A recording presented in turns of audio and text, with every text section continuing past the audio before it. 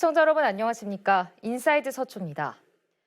2023년도 얼마 남지 않았습니다. 올 한 해 서초구에서는 어떤 사업들이 인기를 끌었을까요?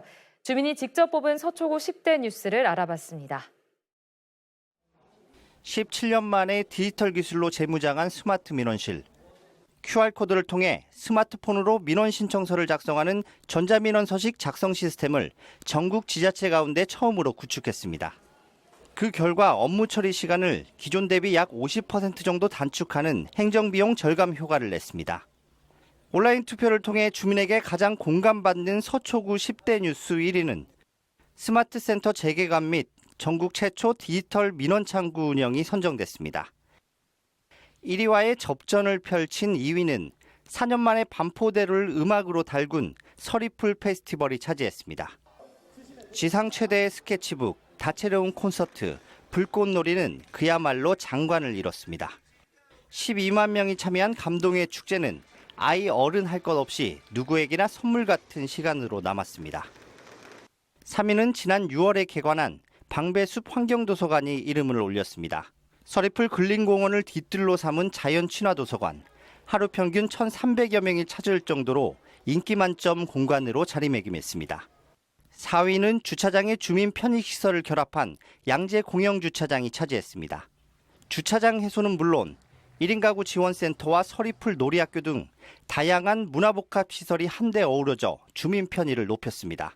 이 밖에도 5위는 동네 카페와 버스 정류장, 분전함 등의 청년 작품이 걸린 청년 갤러리가, 6위는 정당 현수막 제한조례 개정 추진, 7위는 서리풀 장난감 무료 수리센터가 선정됐습니다.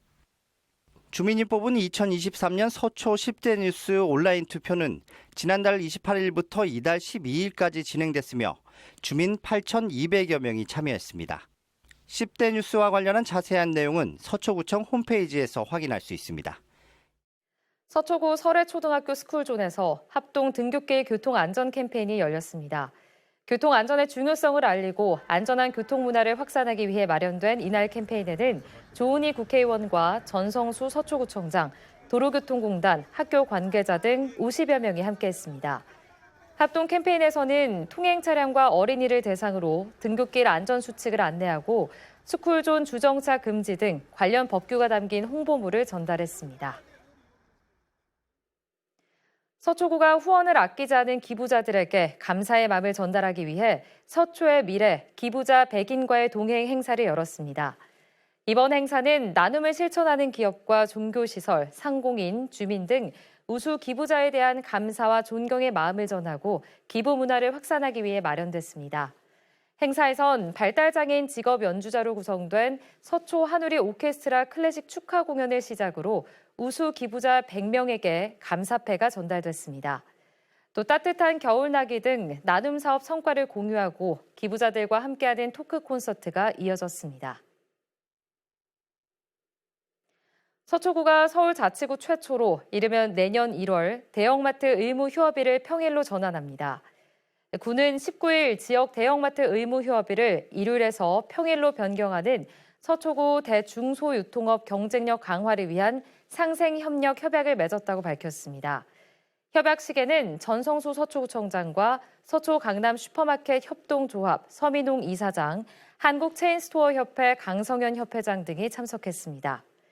협약에 따라 대형마트는 의무 휴업일을 평일로 전환하고 대형 유통은 중소유통 경쟁력 강화를 위한 교육과 공동 마케팅, 상품 공급 등에 협력하기로 했습니다. 구는 필요한 행정적 지원을 합니다.